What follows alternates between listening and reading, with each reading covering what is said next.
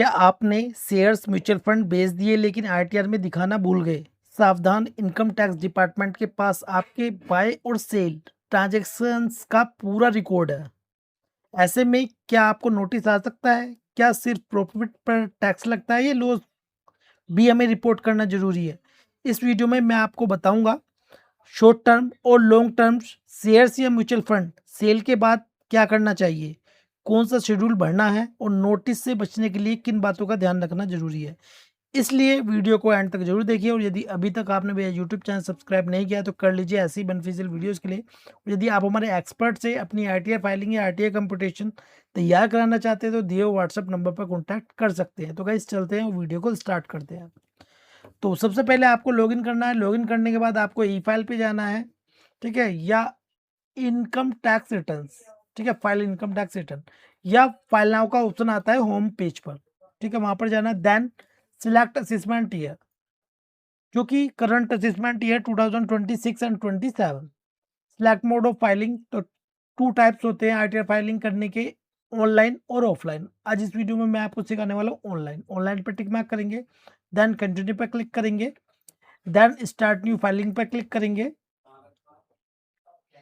Then please select the status applicable to you to proceed further. Individual पर automatically select होकर आ जाएगा, आपको कुछ नहीं करना। देन प्रोसीड पर क्लिक करना है। You need to choose an RTR form to proceed.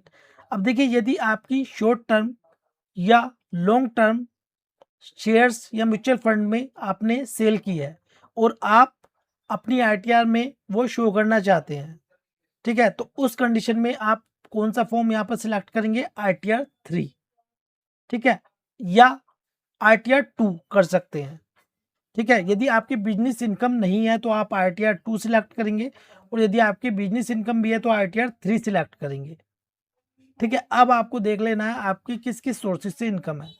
RTR form को सिलेक्ट करने से पहले आप एक बार एआईएस में जाएंगे और टीआईएस को चेक कर ले, क्योंकि जहां कहीं भी इनकम होती है वो वहां पर शो हो जाती है, ठीक है। देन आरटीआर 3 को सिलेक्ट करेंगे, प्रोसीड विद आरटीआर 3 पे क्लिक करेंगे, ओके पे क्लिक करेंगे, लेट्स गेट स्टार्टेड पे क्लिक करेंगे। Then please answer the following questions to proceed further. देखिए यहाँ पर 3 ऑप्शन दिए हुए हैं, 3 में से एक को टिक मार्क करना है। First option is taxable income is more than basic exemption limit. यदि आपकी इनकम बेसिक एग्जम्पशन लिमिट से अधिक है तो इस पर टिक मार्क करना है। सेकंड वाला ऑप्शन आप इसको केयरफुली रीड कर लें, यदि आपकी कंडीशन में है तो आप इसे टिक मार्क कर सकते हैं। देन इसमें थर्ड ऑप्शन भी दिया हुआ है अदर्स, तो हम यहाँ पर सिलेक्ट करेंगे फर्स्ट ऑप्शन, देन कंटिन्यू पर क्लिक करेंगे। देन उसके बाद देखिए अब इसमें हमें शेड्यूल को सिलेक्ट करना होता है। अब आपकी जिस जिस सोर्सेज से इनकम है वो आपको यहाँ पर सिलेक्ट करना है, ठीक है। तो जनरल को ऐसे ही रहने देंगे, इनकम पर आएंगे।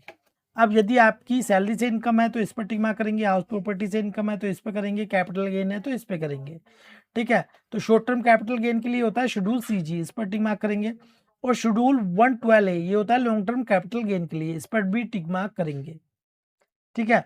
देन उसके बाद अब हमारी बिजनेस इनकम भी है, ठीक है, इसलिए हमने आरटीआर 3 को सिलेक्ट किया। देन कंटिन्यू पे क्लिक करेंगे, देन स्किप क्वेश्चंस पे क्लिक करेंगे, ओके पे क्लिक करेंगे, जनरल इंफॉर्मेशन इस पर क्लिक करेंगे, ठीक है। तो देखिए जनरल इंफॉर्मेशन के बारे में मैं आपको बता देता हूँ एक बार। आरटीआर 3 में यह है पर्सनल इंफॉर्मेशन, यह है कॉन्टैक्ट डिटेल्स और यह है filing status. Then due date of filing return of income, तो ड्यू डेट है 31 मार्च, ठीक है, किसके लिए? आरटीआर 3 के लिए। फाइल्ड अंडर सेक्शन 139(1), तो ड्यू डेट से पहले कर रहे हैं तो ऑटोमेटिक सिलेक्ट होकर आ जाएगा। देन नीचे आएंगे, do you have income from business और profession for current assessment year, क्या आपकी बिजनेस एंड प्रोफेशन से इनकम है? यस, ठीक है। और ये है ओल्ड रिजिम और न्यू रिजिम में जाने के लिए ऑप्शन, ठीक है।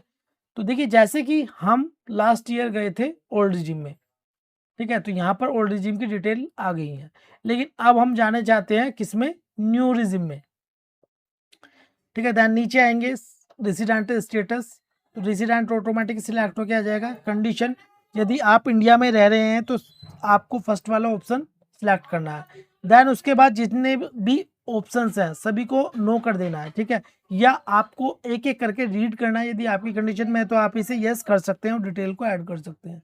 हमारी कंडीशन में नहीं है तो इसलिए हमने इसको नो किया है।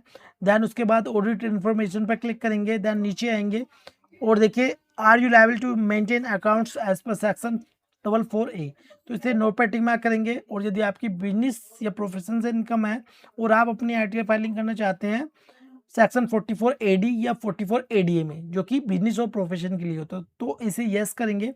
देन उसके बाद सबसे जो मिनिमम टर्नओवर है वो है 1 करोड़ तक, ठीक है, इस पर टिक मार्क करेंगे।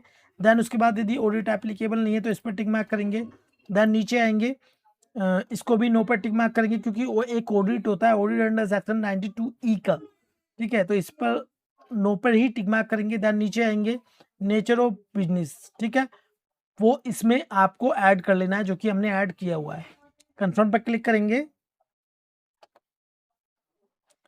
फिर देन उसके बाद बैलेंस शीट है, ठीक है, बैलेंस शीट आपको प्रॉपर इसमें ऐड कर देनी है। देन उसके बाद ट्रेडिंग अकाउंट है, P&L अकाउंट है, ठीक है, तो हम 44AD में अपना बिजनेस को शो कर दे तो किस में करेंगे, प्रॉफिट एंड लॉस अकाउंट में, ठीक है। लेकिन आज का जो हमारा टॉपिक है वो है कैपिटल गेन से रिलेटेड, तो मैं इन शेड्यूल्स को आपको नहीं बता रहा हूँ, सीधे पॉइंट पे आ जाते हैं, कैपिटल गेन पे। देन इस पर क्लिक करेंगे कैपिटल गेन, ठीक है, ओके पे क्लिक करेंगे। देन ये शॉर्ट टर्म कैपिटल गेन और ये लॉन्ग टर्म कैपिटल गेन, ठीक है, are not applicable for resident, ठीक है, तो ये नॉट एप्लीकेबल है रेसिडेंट के लिए, रेसिडेंट के लिए एप्लीकेबल नहीं है, उसके लिए अलग से दिया हुआ है। तो शॉर्ट टर्म कैपिटल गेन पर क्लिक करेंगे। अब देखिए ये है from sale of land and building और बोथ, यदि आपने कोई बिल्डिंग या लैंड को सेल किया है तो इसमें ऐड करेंगे स्लैब सेल, तो इसमें आएगा। देन यदि आपने शेयर्स या म्यूचुअल फंड सेल किए हैं तो थर्ड वाले ऑप्शन में आएगा, इस पर क्लिक करेंगे, ऐड अनदर पर क्लिक करेंगे।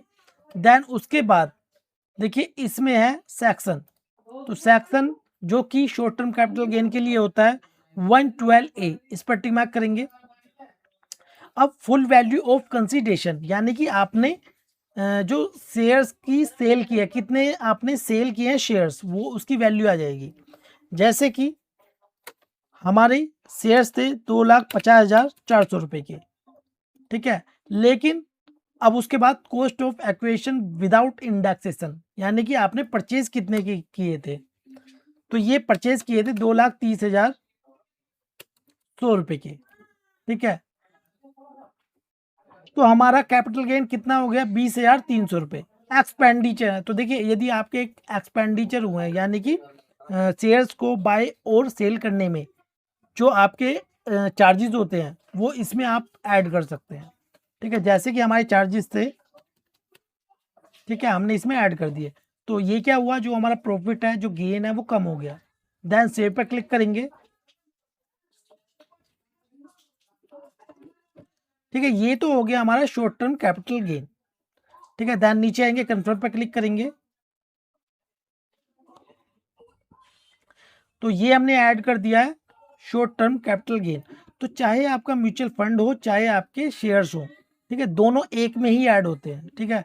शॉर्ट टर्म कैपिटल गेन मैंने आपको बता दिया है कहाँ पर आपको ऐड करना है, लेकिन इसमें आपको ध्यान रखना है जो आपकी कैपिटल गेन की स्टेटमेंट होगी उसमें आपको कैलकुलेशन सही करनी है, अदरवाइज आपका जो गेन है या लॉस है वो आपका सही से निकल कर नहीं आएगा और नहीं आपकी आईटीआर फाइलिंग सही से हो पाएगी, ठीक है। देन उसके बाद शेड्यूल 112 है, इस पर क्लिक करेंगे, ओके पर क्लिक करेंगे, ऐड अनदर पर क्लिक करेंगे। अब है शेयर्स यूनिट एक्वायर्ड ऑन और बिफोर 31 जनवरी, क्या आपने जो आपके लॉन्ग टर्म शेयर्स है जो आपने सेल किए हैं क्या वो 31 जनवरी 2018 से पहले थे या बाद में थे, जैसे कि ऑन और बिफोर 31 जनवरी 2018, यानी कि आपने 31 जनवरी 2018 के पहले आपने बाय किए हैं, तो इसे सिलेक्ट करेंगे। इसमें क्या होगा, हमें सब कुछ डिटेल्स इसमें देने होगी, जैसे कि ISIN code, name of share, name of shares unit, sale price, मतलब सारी डिटेल इसमें ऐड करनी है। और यदि हम सिलेक्ट करते हैं आफ्टर 31 जनवरी 2018, फिर उसके बाद ये कंसोलिडेटेड हो जाएगा, यानी कि आपको ये डिटेल भरने की आवश्यकता नहीं होगी और आप इसमें ऐसे ही डाल सकते हैं, जैसे कि फुल वैल्यू ऑफ कंसिडरेशन ये है हमारी 15,000 रुपये, ठीक है। अब कॉस्ट ऑफ एक्वाजिशन यानी कि परचेज, हमने परचेज की थी 10,000 रुपये की, तो 5,000 रुपये हमारा लॉन्ग टर्म कैपिटल गेन हो गया है, और इसमें 1,25,00,000 रुपये तक हमारा लॉन्ग टर्म कैपिटल गेन एग्जैम्प्ट होता है, कोई भी टैक्स नहीं होता है। ठीक है, सेव पे क्लिक कर देंगे तो ये हमारा लॉन्ग टर्म कैपिटल गेन और शॉर्ट टर्म कैपिटल गेन दोनों ही हमने ऐड कर दिया है। तो गाइस इसी प्रकार ही आपको शॉर्ट टर्म कैपिटल गेन या लॉन्ग टर्म कैपिटल गेन को ऐड करना है। और मैं फिर से रिपीट कर रहा हूँ, आपकी जो कैपिटल गेन की स्टेटमेंट होगी उसकी कैलकुलेशन आपको बड़ी सावधानी से करनी है। यदि आप उसकी कैलकुलेशन सही से नहीं कर पाए तो आपकी आईटीआर फाइलिंग भी सही से नहीं होगी। ठीक है, तो गाइज ये वीडियो आपको कैसी लगी प्लीज़ कमेंट बॉक्स में जो बताएं। वीडियो आपको अच्छी लगी प्लीज़ लाइक कर दें, और यदि आप हमारे एक्सपर्ट से अपनी आईटीआर फाइलिंग कराना चाहते हैं तो दिए हुए व्हाट्सएप नंबर पर कॉन्टैक्ट कर सकते हैं।